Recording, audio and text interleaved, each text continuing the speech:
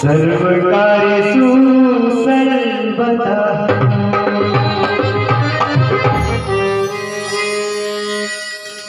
हम चाह देवी माता बहन बारी आप लोग भी वो गौरी गणेश से याद करिएगा सब लोग जिनके जहाँ तक आवाज जाता आप लोग आए सामने बैठे कार्यक्रम के सफल बने जाए।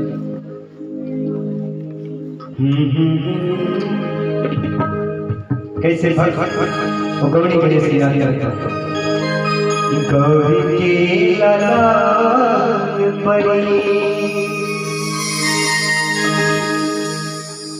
गौरी के लाल परी अरे पैया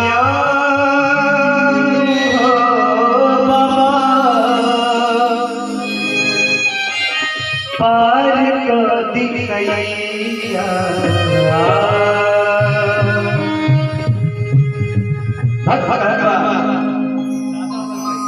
सादा भक्त भाई बाबा आज हमारे नैया के पार पारी हे गौरी पुत्र गणेश गौरी के ललान परी गौरी के ललान परी पैया हो पार दिखैया गौरी के ललान परी पैया हो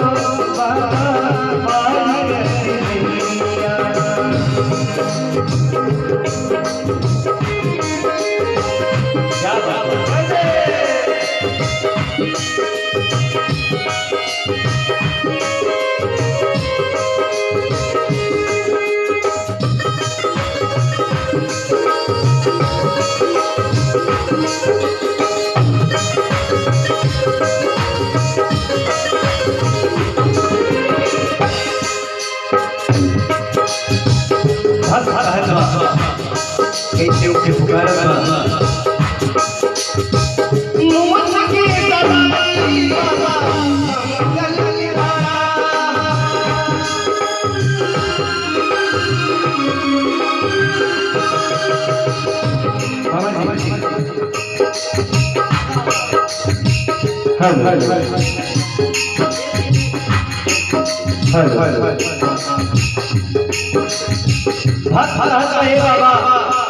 आज के जमाना में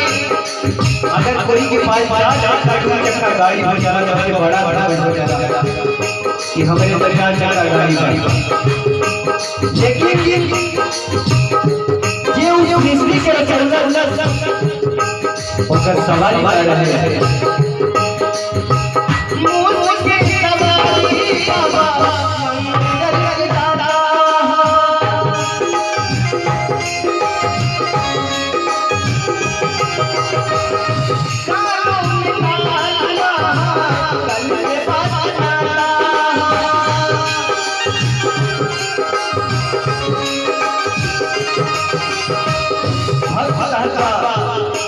राहुल हमारी खुशी के बाद बाबा आज वही सवाल हमारे प्रांगण में आ गए और उनका कनेक्शन कैसे रहे उन्होंने साथ में किया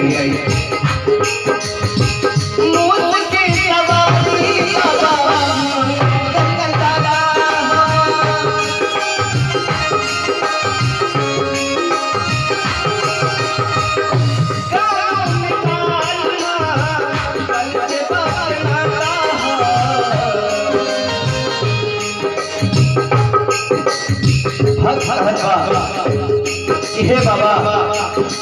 हम लोग के सनातन धर्म में चाहे पूजा तथा शादी विवाह तिलक कुछ होगा तो सबसे पहले राहुल पूजा करने जाता कैसे सबसे पहले सबसे पहले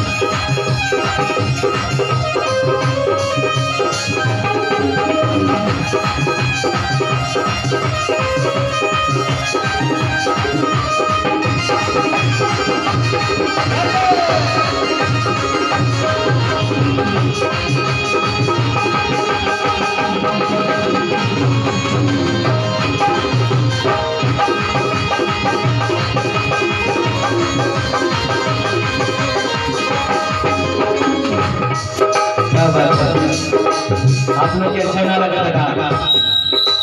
बड़ा उदास लोग काहे बिटी ताली बजाओ नहीं प्रभु के लिए बोलिए पढ़े पढ़े पढ़े तो बने क्या बात है ये चाहिए जोर अगला लाइन में फरक सुनना देवी सुनना